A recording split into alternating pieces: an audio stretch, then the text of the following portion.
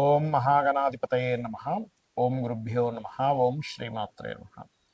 అరుణాం కరుణాతరంగితాక్షీం ధృతపాశాంకుశపుష్పబాణచాపాం అనిమాదిభిరావృతాం మయూకై అహమిత్యేవ విభావయే భవాని. శ్రీమాత్రే నమ. ప్రేక్షకులకి ఆ లలితాంబిక అమ్మవారి యొక్క అనుగ్రహం పరిపూర్ణంగా కలగాలని స్ఫూర్తి కోరుకుంటూ మనం ఈరోజు రవికుజులు కలుస్తున్నారు. ఎప్పటి నుంచి అంటే నవంబర్ 17వ తేదీ నుంచి. ఆల్రెడీ ఇప్పుడు ప్రజెంట్ మనకి కుజుడు వృశ్చిక రాశిలో ఉంటూ రవి వచ్చి 17వ తేదీ నుంచి కలుస్తూ 20 రోజుల పాటు వాళ్ళిద్దరూ అక్కడ కలిసి ఉంటారు. దాని తర్వాత ఎప్పుడైతే 7వ తేదీకి మారిపోతున్నాడో ఆ యొక్క కుజుడు వృశ్చిక రాశి నుంచి ధనస్సు రాశిలోకి, దాని తర్వాత అక్కడ బుధుడు కూడా ఎంటర్ అయ్యి బుధ శుక్రులు కలిసి ఉంటారు వృశ్చికంలో రవితో పాటు. మరి ఈ యొక్క గ్రహస్థితిని అనుసరించి ద్వాదశ లగ్నముల వారికి, లగ్నం తెలియని వారు రాశి వారికి ఏ విధంగా ఉండబోతుంది, ఏ విషయాల పట్ల జాగ్రత్త వహించాలి అనేటువంటి అంశాలను చెప్తుంది నేనైనప్పటికీ కూడా చెప్పిస్తుంది సాక్షాత్ లలిత అమ్మవారిగా భావిస్తూ ఒక్కొక్కటిగా మనం తెలుసుకుందాం. కర్కాటకం వారి కనుక చూసుకున్నట్లయితే మీకు పంచమ స్థానంలో ఈ రవికుజల యొక్క కలయిక జరుగుతుంది. పంచమ స్థానం ఇది 17వ తేదీ నవంబర్ నుంచి 7వ తేదీ డిసెంబర్ వరకు ఉంది. ఈ కాంబినేషన్ గుర్తుపెట్టుకోండి. ఎప్పుడైతే ఈ కాంబినేషన్ ఇక్కడ ఉందో ఇది ఇచ్చేటువంటి రిజల్ట్ ఏమిటి? పంచమం అనేటువంటిది స్నేహితుల్ని, లవ్ అంటే మనకి ఎవరైనా ఇష్టం ఉంటే వారిని, సంతానాన్ని, షేర్ మార్కెట్ రిలేటెడ్ సంబంధించినటువంటి అంశాన్ని, రాజకీయ విషయాల్ని చెప్తుంది. అంటే కొంత స్నేహితులతో కొంత గొడవలు, ఇష్టపడిన వారితో గొడవలు, సంతానంతో కొంతవరకు సంతానం మూలంగా కొంత స్ట్రెస్ అవ్వడం, అలాగే షేర్ మార్కెట్లో కొంత అగ్రెసివ్ ట్రేడ్ చేయకూడదు అనేటువంటిది మీకు గ్రహస్థితి చెప్తుంది. రాజకీయంగా మాత్రం కొంత బాగుంటుందని చెప్పొచ్చు. కొంత కొత్త అవకాశాలు రావడం లాంటివి బాగుంటాయి. అయితే ఇక్కడ ఎప్పుడైతే శుక్రుడు బుధుడు మరలా 7 డిసెంబర్ నుంచి కలిసి ఉంటున్నారు, వాళ్ళు ఒక 15-20 డేస్ పాటు ఉంటారు వాళ్ళు.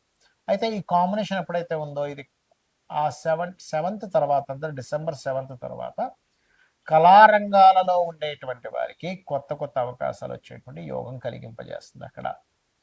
అలాగే మెడికల్ రంగాల వారికి కూడా మంచిదే. పంచమ స్థానంలో రవి కుజులు ఉన్నందుకు రాజకీయ నాయకులకి కొంత రాజకీయపరమైనటువంటి టఫెస్ట్ కాంపిటీషన్ రావడం, కొంచెం దానివల్ల కొంతవరకు స్ట్రెస్ అయినప్పటికీ గెలుపు పొందడం అనేటువంటిది ఉంటుంది కర్కాటకం వారికి. అయితే ఇక్కడ మీరు అర్థం చేసుకోవాల్సిన అంశం ఏమిటంటే ఈ రెండవ అధిపతి వెళ్ళి పంచమంలో ఉన్నాడు అంటే క్రియేటివ్ మూలంగా ధనయోగం ఇస్తుంది. కానీ ఈ ధనయోగం పరిపూర్ణంగా మీకు యాక్టివ్ అవ్వాలి అంటే నవగ్రహాల్లో ఉండేటువంటి కేతు, శని, రాహు గ్రహాల దగ్గర దీపారాధన చేయండి. ఇక్కడ ఎందుకంటే ఈ రాహుకేతువులు కేంద్రాల్లో ఉంటున్నారు రవికుజులకి. సో ఈ కేంద్రాల్లో ఉండే గ్రహాలు కనుక నెగిటివ్ ట్రిగర్ ఇవ్వకుండా మనం కనుక రెమెడీ చేసుకోగలిగితే ఖచ్చితంగా వీళ్ళకి ఏదైతే ఫైనాన్షియల్గా అనుకోండి, ఆలోచన విధానంలో, ఎందుకంటే ఇప్పుడు పంచమంలో ఉన్నప్పుడు ఏంటంటే ఆలోచన మీద ఎక్కువ ప్రభావం చూపిస్తూ ఉంటుంది. కొంచెం అగ్రెసివ్గా ఆలోచించడం అనేది తగ్గుతుంది. ఎప్పుడైనా ఎవరి జన్మజాత చక్రంలో అయినా ఈ అగ్రెసివ్ ఇచ్చేటువంటి ప్లానెట్స్ కలిసి ఉంటాయి అంటే రవికుజులు కలిసి ఉంటే ఎటువంటి ఫలితాలు, దానికి పరిహారం ఏమిటి, అదేవిధంగా శుక్రబుధులు కలిసి ఉంటే వాళ్ళకి కలిగేటువంటి ఫలితాలు ఏమిటి, దానికి తీసుకోవాల్సిన జాగ్రత్తలు ఏంటి తెలుసుకుందాం. సహజంగా ఏంటంటే రెండు గ్రహాలు అంటే ఉష్ణాన్ని కలిగినటువంటి గ్రహాలుగా చెప్తారు. అగ్రెసివ్ ప్లానెట్స్ అంటారు వీటిని. అంటే ఇది కనుక లగ్నానికి వస్తే వాళ్ళకి కొంచెం ఎమోషన్గా ఎక్కువగా ఉంటుంది. 3వ స్థానానికి వస్తే ఎక్కువ ధైర్యసాహసాలు ప్రదర్శిస్తారు.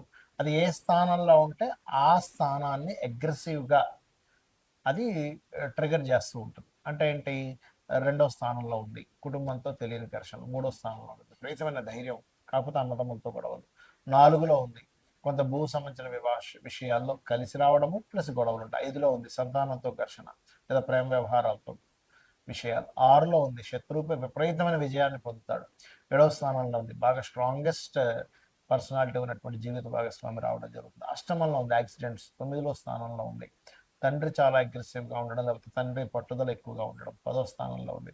వీళ్ళు ఎక్కడైతే జాబ్ చేస్తారో అక్కడ లీడర్గా నిలబడతారు, కానీ అక్కడ ఎంతో కొంత స్ట్రెస్ మిమ్మల్ని వెంటాడుతుంటుంది. 11 అయితే ఆల్ సక్సెస్ ఉంటుంది, రాజకీయంగా కానివ్వండి, మెడికల్ పరంగా కానివ్వండి. అలా 12వ స్థానంలో అంటే వివాహ జీవితం మీద ఎఫెక్ట్ చూపిస్తుంది. ఇది రవికుజులు ఉంటాయి. మరి దీనికి ఏం చేయాలి? ఒకటే గుర్తుపెట్టుకోండి, ఓవర్గా ట్రిగర్ అవుతుంది రెండు ప్లానెట్స్ కలిసి, అదే మెయిన్గా వీళ్ళకి ప్రాబ్లమాటిక్ అవుతుంది. ఒక ఈగో తెలియకుండానే అందరూ మిమ్మల్ని ఒక ఈగో పర్సన్గా చూస్తున్నాడు. మీలో నిజాయితీని ఇచ్చేటువంటి గ్రహాలు నిజంగా చెప్పాలంటే రవికుజ కాంబినేషన్ ఈజ్ నిజాయితీనిచ్చే గ్రహం. కానీ అవతల వాళ్ళకి అది ఈగో అండి, ఇతని కోపం ఎక్కువండి, ఈగో ఎక్కువండి, అమ్మో ఇతనితో మనం పడలేమండి అనేటువంటి స్థితికి కూడా తీసుకెళ్తుంది. బట్ కొంతమందికి అది కూడా ఉంటుంది, ఉండదని నేను చెప్పట్లేదు. కానీ ఇది నిజాయితీని ఖచ్చితంగా ఉండాలనేటువంటి కాంబినేషన్. ఒకవేళ మీ జన్మజాతకంలో ఇలా ఉంది, దాని ద్వారానే కొంచెం నేను అగ్రెసివ్ అవుతున్నాను, అవతల వాళ్ళు నా వాళ్ళు ఇబ్బంది పడుతున్నారు అనుకునేటువంటి వారు దీనికి చక్కటి రెమెడీ ఉంటుంది. ఏమిటది? చక్కగా మీరు గంధము కలిపినటువంటి నీటితో శివునికి అభిషేకం చేయడం. రెండవది, సూర్య నమస్కారాలు చేస్తూ సుబ్రహ్మణ్యేశ్వర స్వామిని సూర్య భగవానుల్లో మనం దర్శించడము. అంటే సుబ్రహ్మణ్యేశ్వర ప్రతి ఎనర్జీ సూర్యుల్లో ఉందని చెప్తుంది మనకు శాస్త్రం. అలా చేయడం.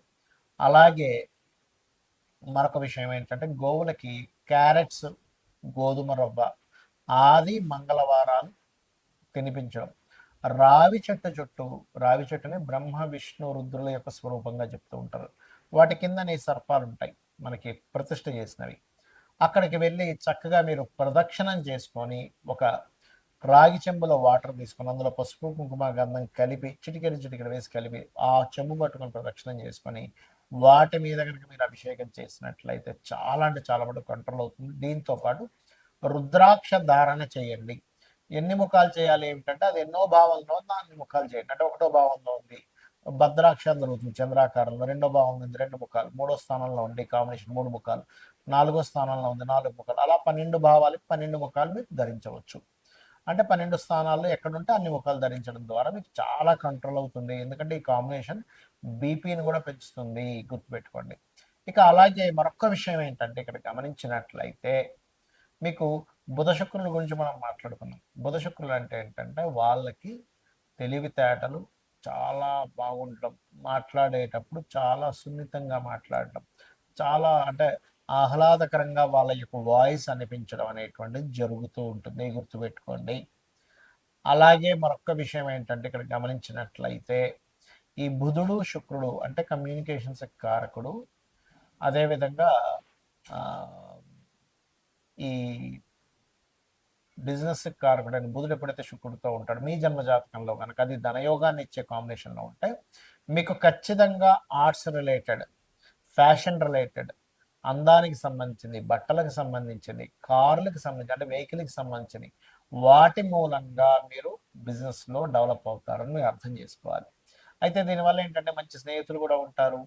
అదేవిధంగా స్నేహం మూలంగా కొంతవరకు మీకు ఫైనాన్షియల్ గ్రోత్ కూడా పెరుగుతూ ఉంటుంది, ఇలా చెప్పుకోవచ్చు. కాకపోతే ఇది పాపకత్తెరలో ఉందా, శుభకత్తెరలో ఉందా, అసలు దీని కండిషన్ ఏమిటి, ఇది ఎలాంటి ఫలితాలు ఇస్తుంది అనేటువంటిది మీ పర్సనల్ చార్ట్లో ఉంటుంది. కాబట్టి ఇది ఒకవేళ ఈ కాంబినేషన్ ఉందండి అంతగా నేను రాణించట్లేదండి, ఇట్స్ వెరీ క్లియర్, పాపకత్తెరలో ఉందని తెలుసుకొని దానికి బ్యాక్ పోర్ట్ఫోలియోస్ ఏ ద్వారా వచ్చేది తెలుసుకొని అది ఏ రకంగా నెగిటివ్ ట్రిగర్ ఇస్తుందో తెలుసుకొని దానికి దానం ఇచ్చుకున్నా కూడా క్లియర్ అయిపోతుంది. శ్రీమాత్రే నమః.